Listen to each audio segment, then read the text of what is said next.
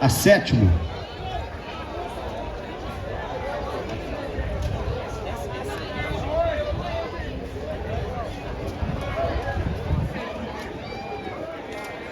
Mas um bom campeonato, ficando aí as 7 éguas de melhor gesto, melhor montada.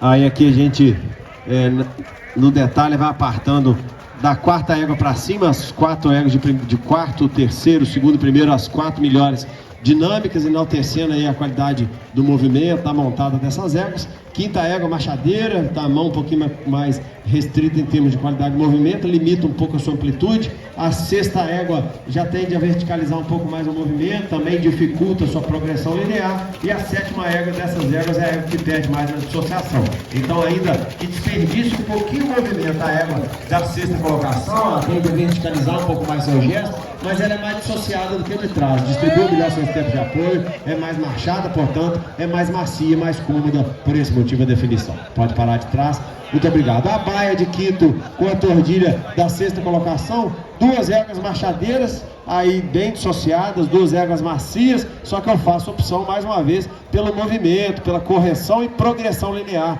Observe as 5 éguas da frente, com flexão, avanço, extensão. A égua de trás já fica um pouquinho mais para cima, atrasa um pouco mais o trabalho posterior, e quando a gente monta, encontra muita maciez nessa égua de sexta colocação, é muito macia, mas com dificuldade de progressão. A fêmea à frente é tão dissociada quanto, tão macia quanto, mas com facilidade de progressão maior. Ela tem coordenação, tem perna mais dentro da massa, tem estabilidade corpórea melhor do que o opositora, soma a boa maciez, com mais progressão, com mais rendimento, com frequência mais baixa, por esse motivo da opção.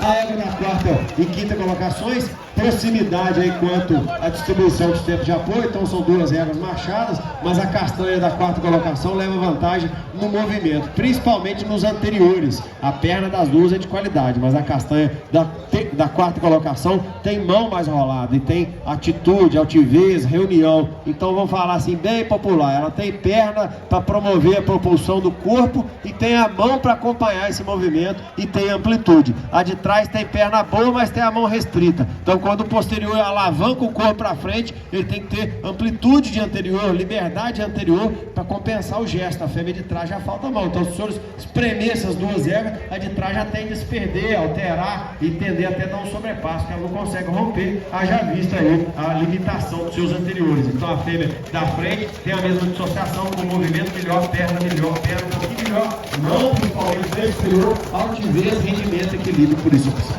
Para parar de trás, muito obrigado. Aí a gente entra nas 4 fêmeas, até uma vantagem na amplitude da fêmea da quarta colocação, contudo a dissociação, a distribuição dos apoios aí da égua de terceiro se assemelha mais às das fêmeas de primeira e segunda colocação. A fêmea de trás na condição de marcha curta, na condição de rédea livre e nas transições ela não tem a dissociação da fêmea de terceiro, então já é um pouquinho mais marchada, então ganha um pouquinho no movimento da mão a fêmea de trás, que traz a ela uma amplitude maior, mas a dissociação, a distribuição dos apoios, ainda na atitude, ainda na comodidade e sem dúvida na distribuição dos apoios, opção da fêmea de terceiro. Pode parar de trás, obrigado. E as fêmeas de primeira, segunda e terceira colocações. Aqui, se eu fosse pontuar a posição do conjunto de frente, a postura dessas éguas, aqui tem hoje a melhor facilidade de condução, a melhor atitude é a fêmea de terceiro, porque ela tem, sem dúvida, a confirmação do bocado melhor, a de segundo, por vezes, encosta um pouquinho mais, a de primeiro tem hora que quer dobrar muito a nuca, então eu vou falar assim, se for pontuar a direção da frente hoje, seria mais natural, a mais corrigida, a da terceira égua, porque ela está mais na mão do que as 2 da frente, mas nada que comprometa, porque todas as 2 da frente é de fácil condução e é facilmente ajustável, que eu estou falando. A primeira égua começou mais dobradinha e já terminou melhor, mas tem que entrar e terminar do jeito que a gente procura. Então nesse aspecto a terceira é superior, mas na qualidade do gesto, na amplitude, ela não entra no grupo das 2 da frente. A égua preta tem mais elasticidade, a égua preta tem amplitude maior do que a fêmea de trás, sem dúvida de cadência maior, a fêmea de trás já perdendo um pouquinho na qualidade do movimento, o movimento cranial da sua mão já é um pouquinho mais curto, então ela fica um pouquinho mais sobre si, tendendo a atrasar um pouco mais a perna. A preta mais postada na base posterior, com mais amplitude, mais rendimento, maciez muito boa na fêmea da segunda colocação,